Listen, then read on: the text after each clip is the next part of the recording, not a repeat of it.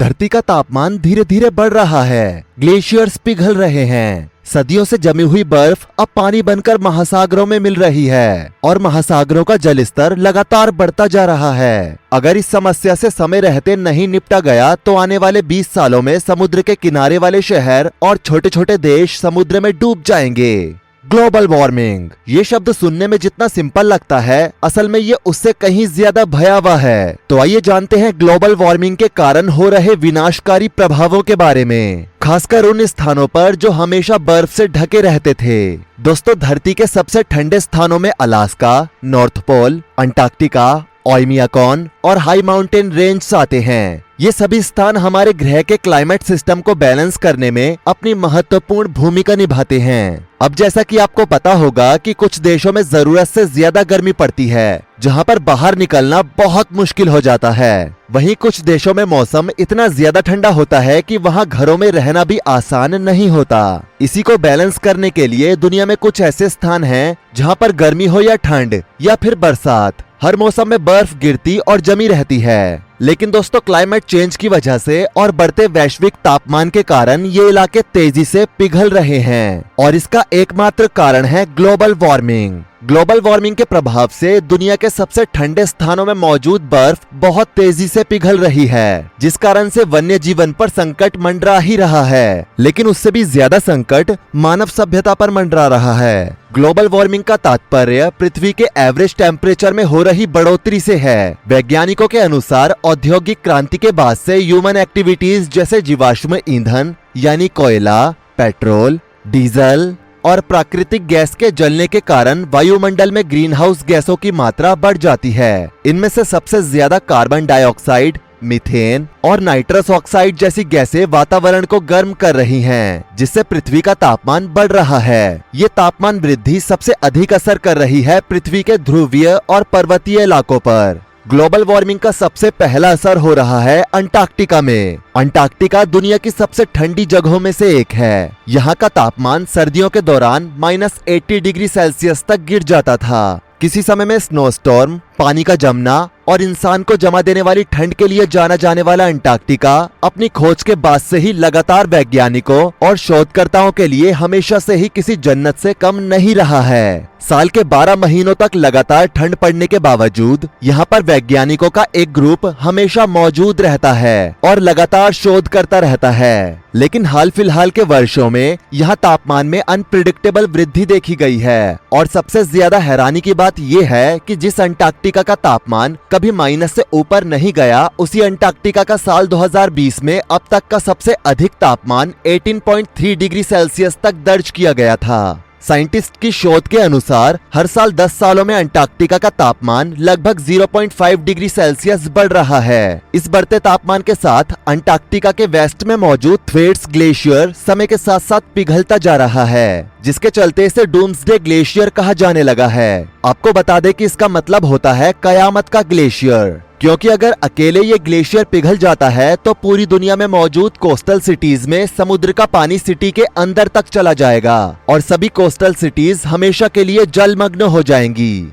Antarctica में मौजूद glaciers के पिघलने से वहां मौजूद पेंगुइन्स की जीवन शैली पर भी असर पड़ रहा है। इन्हीं पेंगुइन्स में से एक प्रजाति है एडेलाई पेंगुइन्स की, क्योंकि उनकी जीवन शैली पूरी तरह से बर्फ पर निर्भर है। पेंगुइन्स के अलावा अंटार्कटिका में मौजूद सील और वेल्स को भी बर्फ पिघलने से भोजन की कमी का सामना करना पड़ रहा है। अंटार्कटिका के अलावा नॉर्थ पोल और अलास्का भी ऐसे इलाके हैं जहां पर साल के 12 महीने बर्फ जमा रहती है। बस फर्क सिर्फ इतना है कि अंटार्कटिका में साइंटिस्ट रहते हैं जबकि अलास्का में लोकल ट्राइब्स। लेकिन इन इलाकों में भी फैली हुई बर्फ की परत हर साल सिकुड़ रही है। वैज्ञानिकों के अनुसार अगर यही स्थिति बनी रही तो आने वाले कुछ दशकों में गर्मी के चलते ये इलाके पूरी तरह से बर्फ मुक्त हो सकते हैं। अब हम यहाँ पर कुछ दशकों की बात इसलिए कर रहे हैं क्योंकि पिछले 40 वर्षों में आर्कटिक यानी नॉर्थ पोल में समुद्री बर्फ की मात्रा 50% तक घट चुकी है। वहीं अलास्का में मौजूद ग्लेशियर्स हर साल औसतन 12 मीटर की दर से पिघल रहे हैं। अलास्का में रहने वाली इन्यूइट और यूपिक ट्राइब्स हमेशा से ही बर्फीले इलाकों में जीवन यापन करते आए हैं, लेकिन अब ग्लेशियर्स के पिघलने के कारण उन्हें अपने गांव छोड़ने पड़ रहे हैं और दूर स्थित अलग बर्फीले स्थानों की खोज करनी पड़ रही है। आपको बता दें कि इन्यूइट और यूपिक ऐसी ट्राइब्स हैं जो कि सिर्फ ठंडे स्थानों में ही रहती हैं। माइनस टेम्परेचर में रहकर सरवाइव करना इनके लिए आम बात है। खाने के लिए ये लोग बर्फीले स्थानों में पाए जाने वाले जानवरों का शिकार करते हैं और उन्हें कच्चा ही खा जाते हैं। ऐसे स्थानों में उन्हें कपड़े मिल नहीं सकते, इसलिए ये शिकार किए गए जानवरों की खाल को उतार देते हैं और फिर उसे ही पहनते हैं। जानवरों की खाल गर्म होती है, जो कि इन्हें बाहर भी भीषण ठंड से बचाती है। इसके अलावा बर्फीले क्षेत्रों में रहने वाले ध्रुवीय भालू, जिन्हें पोलर बियर्स भी कहा जाता है, उनका शिकार कठिन होता जा रहा है, क्योंकि पोलर बियर आर्कटिक में मौजूद ringed seals, bearded seals, harp seals, hooded seals और हार्बर सील्स को खाते हैं। लेकिन जैसे जैसे ग्लेशियर्स पिघल रहे हैं और समुद्र में मौजूद बर्फ पिघल रही है, वैसे वैसे ये पोलर बियर्स के मील पर असर डाल रही है। ओइमियाकॉन, जो कि दुनिया के सबसे ठंडे स्थानों की सूची में शुमार है, जहां पर सरवाइव करना किसी आम इंसान के बस की बात ही नहीं है, वो भी ग्लोबल वार्मिंग की मार को झेल रहा है। ओइमियाकॉन रूस में स्थित साइबेरिया का एक गांव है, जहां का तापमान सर्दियों में -67 डिग्री सेल्सियस तक नीचे गिर जाता है। लेकिन अब यहाँ भी जलवायु परिवर्तन का असर दिखने लगा है। दरअसल दोस्तों, ओइमियाकॉन साइबेरिया में आता है और यहाँ ठंड के मौसम में शरीर को कपा देने वाली ठंड होती है, लेकिन गर्मी के मौसम में यहाँ पर इतनी गर्मी होती है कि आसपास मौजूद जंगल जल जाते हैं। साल 2021 में साइबेरिया में गर्मी के मौसम में तापमान 38 डिग्री सेल्सियस तक पहुंच गया था, जो एक अभूतपूर्व घटना थी। यानी कि ह्यूमन हिस्ट्री में ऐसा पहली बार हुआ था। और समय बढ़ने के साथ साथ हर साल गर्मी पिछले साल की गर्मी के रिकॉर्ड को तोड़ती जा रही है, और यही कारण है कि साइबेरिया के विशाल जंगलों में गर्मियों के दौरान भयंकर आग लग जाती है। और उससे होता ये है कि इस आग के धुएं से बड़ी मात्रा में कार्बन डाइऑक्साइड वातावरण में जाती है, और ये कार्बन डाइऑक्साइड वातावरण में लगातार बनी ही रहती है। और जो भी बर्फ साइबेरिया या उसके आसपास के इलाकों में जमा होती है, वो अब इसी कारण से पिघलने लगी है।